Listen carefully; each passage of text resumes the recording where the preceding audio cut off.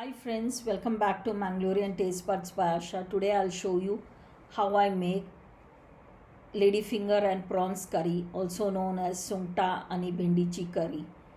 This dish is known as bhindi ani sungtachi curry. That's what we call it at home. It is one of those dishes which we have virtually grown up on. This is a typical Mangalorean Catholic style recipe. We Mangaloreans like to add vegetables to certain fish or meat. My dad used to say the main reason for this was in olden days people had huge families and to feed so many mouths was not an easy task. Meat or certain fish was always mixed with vegetable so that the dish could be stretched for the entire day. It makes sense to me today. This curry is popular in many homes. We call this as an ultimate curry that goes well with steamed rice.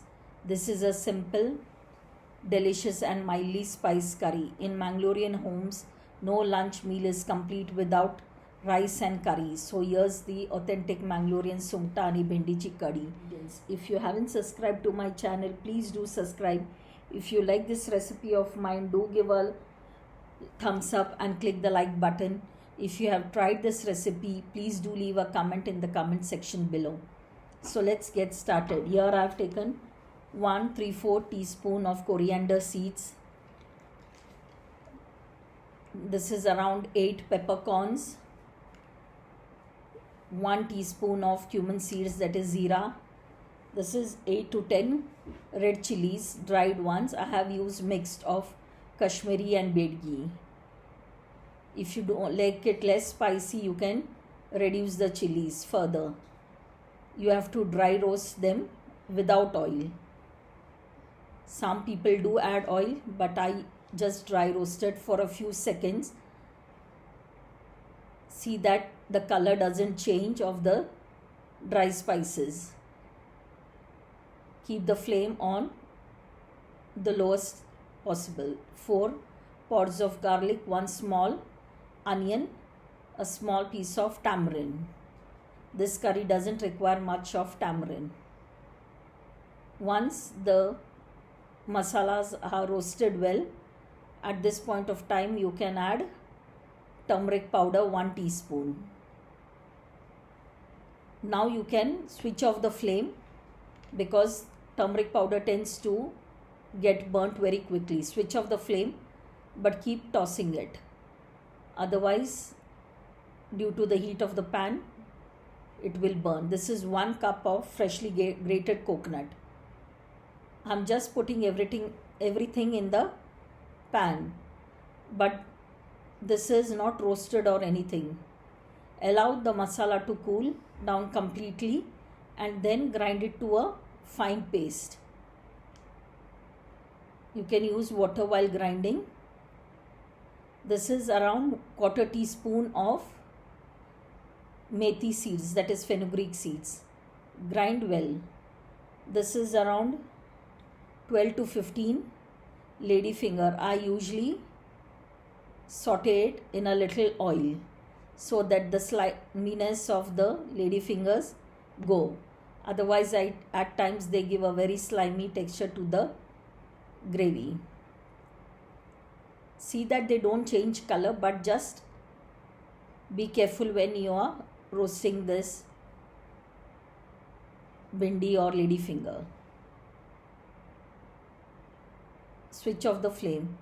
This is around 20 prawns. I have kept the shell on. If you wish, you can deskin them. This is the ground masala. Now in the same pan which you used for frying the bhindi, add the masala as well as water. Adjust consistency of the gravy as required. Add salt as per taste. I generally like to add salt at the beginning, otherwise usually I tend to forget it later on. Let the curry come to a nice rolling boil, then add the prawns and let the prawns cook till it is 90% done. The remaining 10% it will boil along with the bhindi when you add them. Once you see a nice boil coming, then you can add the bhindi. Adjust the gravy. This gravy is not very runny or not too thick, but it depends like how you want it. Add the bhindi and let it cook till it comes to a nice boil, and then switch off the flame. Here I have taken one small onion, fry it nicely till it is nice golden brown. This tadka is optional, but I do like to give for certain curries. Best is to use coconut oil for the tadka. It should be golden brown, not dark brown. It takes around 2 minutes or so. If you don't like the onion taste, you can skip this.